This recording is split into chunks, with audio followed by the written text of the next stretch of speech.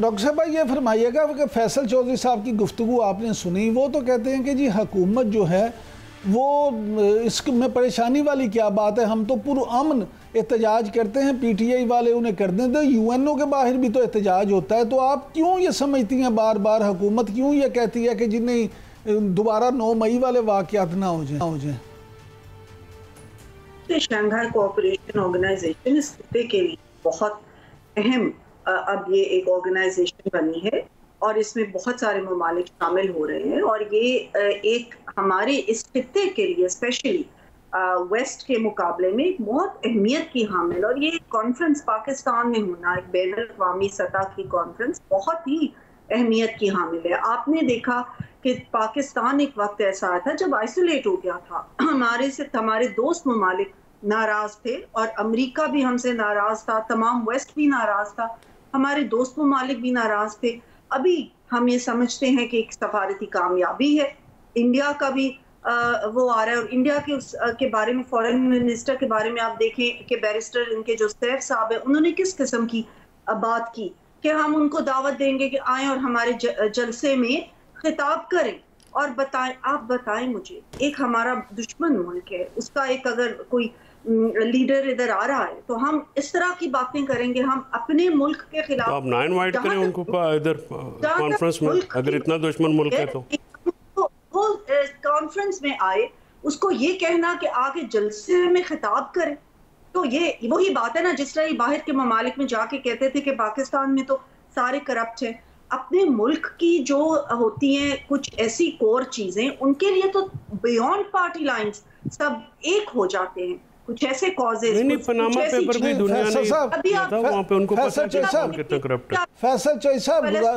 جی doctor صاحب فلسطین کے اوپر جو کانفرنس ہوئی، کیا پی ٹی آئی کو اس میں شامل نہیں ہونا چاہیے تھا؟ کیا فلسطین ہمارا ایک کور پرنسپل نہیں ہے، پرنسپل سٹانس ہے ہمارا؟ مشتاق اور ان کی بیوی کو یہاں پہ جلوس نکالنے پہ سب کو گرفتار کرتے رہے۔ اور پاکستان آپ فلسطین کو سے کتنے ایکشن سے رہے؟ معیشت ہو رہی ہے، آپ پھر ان سے پہلے پوچھتے میں پھر بعد میں بات کروں۔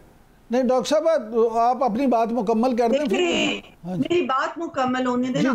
میں آپ کو یہ کہتی ہوں کہ معیشت ہماری سٹیبل ہو رہی ہے، ہماری کریڈٹ ریٹنگز موڈیز نے فچ نے کہا کہ بہتر ہو رہی ہیں، ترسیلات زر بہتر ہو رہی ہے، ٹریڈ ہماری بہتر ہو رہی ہے، روپی سٹیبل ہو گیا ہے، اور ہر طرف سے ہمیں اب یہ ایک چیز آ رہی ہے، آئی ایم ایف کا پروگرام ہم نے کر لیا کہ اب ایک پاکستان سٹیبلٹی کی طرف جا رہا ہے۔ اس کے ساتھ آپ دیکھیں کہ ملیشیا کا پریزیڈنٹ یہاں آئے، انہوں نے ہمارے ساتھ ایم او یوز کئی سائن کیے، ابھی سعودی عربیہ سے اتنا بڑا وفد آیا ہے اور وہ انہوں نے بی ٹو بی بھی کیا، بہت کئی انہوں نے اس طرح کی چیزیں کی کہ ہم انویسٹمنٹ کریں گے پاکستان میں۔ یہ ایک بہت بڑی بات ہے کہ اب بیرون دوسرے ممالک پاکستان میں انویسٹمنٹ کریں تاکہ پاکستان گروتھ کی طرف جائے۔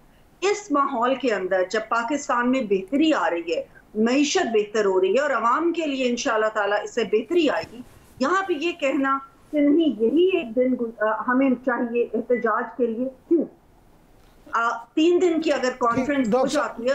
ڈاکٹر صاحب آپ کا اب آگے آپ کا point of view, Faisal Chaudhry صاحب آپ کیوں یہ ایسا کرنا چاہتے ہیں؟ دیکھیں تمام ایجنسیز نے انڈیکیشن دے دی کہ حالات بہتر ہو رہے ہیں، ڈاکٹر صاحبہ کی آپ نے بات سنی، وہ کہتی ہیں سٹیبلٹی بھی آ رہی ہے، سعودیز جو آئے ہیں انہوں نے 27 معاہدے بھی کر دیے، $2.2 بلین کی انویسٹمنٹ وہ یہاں کر رہے ہیں، ملیشیا نے ایم او یوز کر لیے، تو آپ سے یہ ترقی یا خوشحالی نہیں دیکھی جا رہی، یا آپ ویسے سمجھتے ہیں کہ یہ صرف ایم او یو ہیں، عملاً کچھ نہیں ہے؟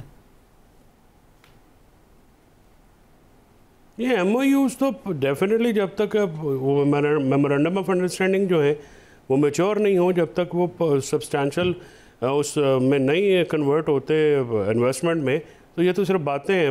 بات یہ ہے کہ ملیشیا کے پریزیڈنٹ آئے ہیں یا سعودیہ کے پریزیڈنٹ آئے تو پاکستان کے لیے آئے ہیں، ان کا پاکستان کے عوام کے ساتھ تعلق ہے، حکومت کے ساتھ تو کسی پارٹی کے ساتھ تو تعلق نہیں ہے۔ بات یہ ہے کہ معیشت تو صرف نواز لیگ کی اور پیپلز پارٹی کی بہتر ہو رہی ہے، باقی ملک کی تو معیشت ڈوب رہی ہے۔ پاکستان میں تو عام آدمی جو ہے وہ جینا اس کا مشکل ہے، پاکستان کا عام آدمی تو آج بھی جو ہے وہ مشکل ترین حالات میں گزارا کر رہا ہے۔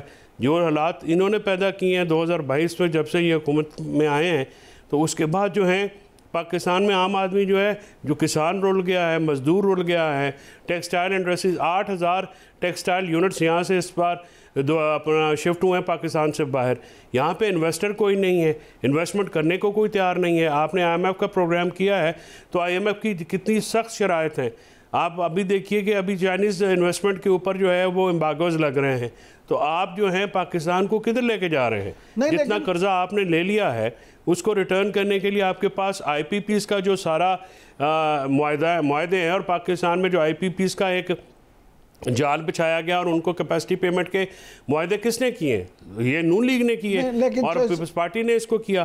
اور اس دونوں جو ہیں یہ پارٹیاں جو ہیں یہ کہہ رہے ہیں جی کہ باہر کے لوگ ہمیں آپ کہتے ہیں کرپٹ ہیں. بھی پاناما پیپرز کا سکینڈل ہی انٹرنیشنل سکینڈل تھا.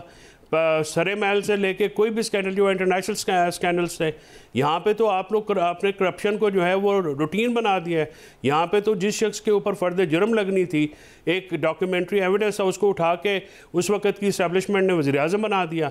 جس دن ان کے اوپر وہ، اور جس جج نے ان کو چھوڑا اس کو آپ نے نوکری دے دی یہاں پہ. اس کے بعد جو شخص جو ہیں منی لانڈرنگ میں ملوث تھے اس کو اسی جج نے جو ہے حدیبیہ پیپر ملز میں جو ہے ان کو فائدہ پہنچایا. تو یہ کہ لوگ پاگل ہیں آج کل کے دور میں کہ وہ ان کو بتانے کی ضرورت ہے. آپ کا خیال ہے کہ انٹرنیشنل ورلڈ جو ہے وہ اتنی بیکار ہے کہ وہ پاکستان کے بارے میں، پاکستان کے بارے میں جو نواز شریف اور زرداری ہیں ان کے بارے میں سوچتے رہیں گے؟ لیکن چوئی صاحب اپنی پرائیورٹیز ہیں اور وہ اپنے انٹرسٹ ہیں. اگر آپ کو انڈین فارن منسٹر اتنا برا لگتا ہے تو آپ نے بلایا کیوں ان کو؟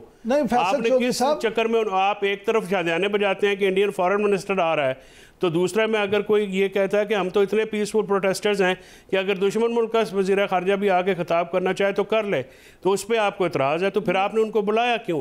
مودی کے ساتھ جو ہیں اس وقت تینگے کون بڑھانے کی کوشش؟ مودی صاحب پاکستان میں کس کی شادی پہ آئے تھے؟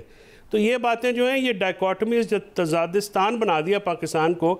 اس لیے لوگ احتجاج، عمران ایک منٹ، اس لیے لوگ احتجاج کرتے ہیں کہ آپ نے سول رائٹس اور سول لبرٹیز کو کرٹیل کیا ہے. آپ مارشل لا سے بھی ورسٹ ہیں. آپ نے میڈیا سینسرشپ کی ہے. آپ نے لوگوں کو جو ہے وہ بالکل نوکریوں سے نکلوایا اپنے ناپسندیدہ لوگوں سے. پھر آپ کے جو لوگ ڈیجیٹل میڈیا پہ گئے آپ نے ان کو ٹارگٹ کیا ہے. آپ نے میڈیا کو ٹارگٹ کر کے پنجاب میں بھیانک قسم کے ڈیفیمیشن لاز جو ہیں وہ انٹروڈیوس کرائے ہیں. آپ نے میڈیا سینسرشپ کی بھی اخیر کی ہے. اتنے تو مارشل لا دور میں پابندیاں نہیں لگی ہیں. آپ اندازہ لگائیں کہ عمران یعقوب یہاں پہ بیٹھ کے عمران خان کا نام نہیں لے سکتا. ان کے چینل پہ بانی کیا ہوتا ہے؟ آپ عمران خان کا نام نہیں لے سکتے.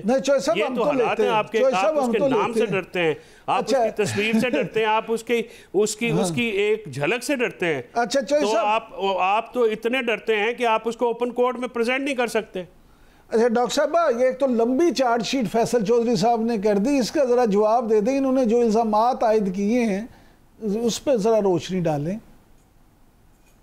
جی دیکھیے، بات یہ ہے کہ صرف الزامات عائد کرنا یا صرف یہ باتیں کرتے رہنا بغیر کسی ثبوت کے، بغیر کسی چیز کے، جو ان کا 4 سالہ حکومتی دور رہا تھا، پاکستان ڈیفالٹ کے دہانے پہ یہ سب جانتے ہیں. اس وقت پیچھے کے حالات کیا ہو گئے تھے کہ کوئی ان کی ٹکٹ نہ لیتا اس وقت. اور پاکستان مسلم لیگ نون نے بلا شبہ، میں اس بات کو مانتی ہوں، بہت سخت فیصلے ہمیں کرنے پڑے، بہت مشکل فیصلے کرنے پڑے، اور ان مشکل فیصلوں کے لیے ہمیں اپنی سیاسی کیپٹل کو داؤ پہ لگانا پڑا.